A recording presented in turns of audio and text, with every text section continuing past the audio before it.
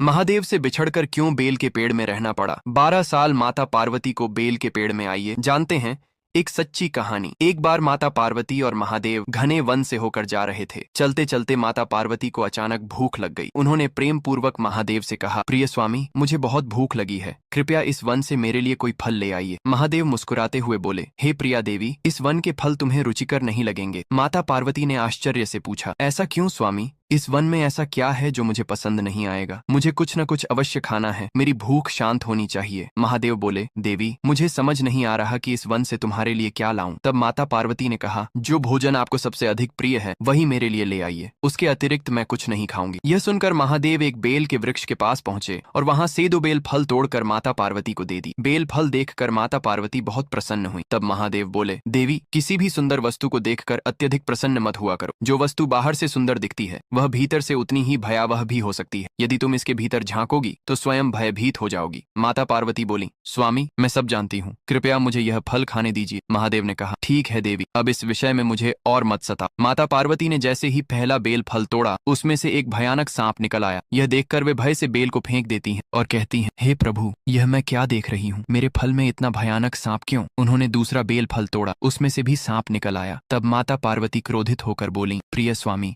मैं जानती हूँ आप अत्यंत शक्तिशाली हैं, परंतु भूखे व्यक्ति के साथ इस प्रकार का मजाक करना उचित नहीं है। महादेव शांत स्वर में बोले, हे देवी, यह सब मैंने नहीं किया, यह तुम्हारे प्रिय पुत्र गणेश का किया हुआ है। माता पार्वती ने आश्चर्य से कहा, परंतु गणेश तो मेरे साथ नहीं है, उन्होंने ऐसा कब किया? तब महादेव बोले, देवी, यह बेल का वृक्ष पहले फल नहीं देता था। इसने एक बार तुम्हारे पुत्र गणेश से वरदान मांगा था कि यदि इसमें बेल फल लगे तो यह उनके लिए व्रत करेगा, परंतु इसने अपना व्रत पूरा नहीं किया। इस कारण क्रोधित होकर गणेश ने इसे सांप बना दिया। यह सुनकर माता पार्वती बोली, स्वामी, मैं अपने पुत्र गणेश के लिए व्रत करूंगी ताकि यह वृक्ष अपने शाप से मुक्त हो जाए। महादेव जोर से हंसते हुए बोले, हे देवी, केवल व्रत करने से यह शाप मुक्त नहीं होगा। इसके लिए तुम्हें 12 वर्षों तक इसी वृक्ष में वास करना होगा और इस दौरान तुम्हें इसके पत्तों के अतिरिक्त कुछ भी नहीं खाना होगा। माता पार्वती ने दृढ़ स्वर में कहा, मुझे यह स्वीकार है। तब महादेव भावुक होकर बोले, देवी, तुम्हारे अतिरिक्त इस धरती पर कोई भी यह तपस्या नहीं कर सकता। तुम स्वयं आदि शक्ति माँ दुर्गा हो। तुम समस्त जगत के दुख और कष्ट अपने ऊपर लेकर उनका आर्ण चुकाती हो। यह कहकर माता पार्वती उस वृक्ष में समा गई। महादेव उस वृक्ष के नीचे बैठकर तपस्या करने लगे और करुण स्वर में बोले, मेरी अगली कथा देखने के लिए लाइक और सब्सक्राइब करें।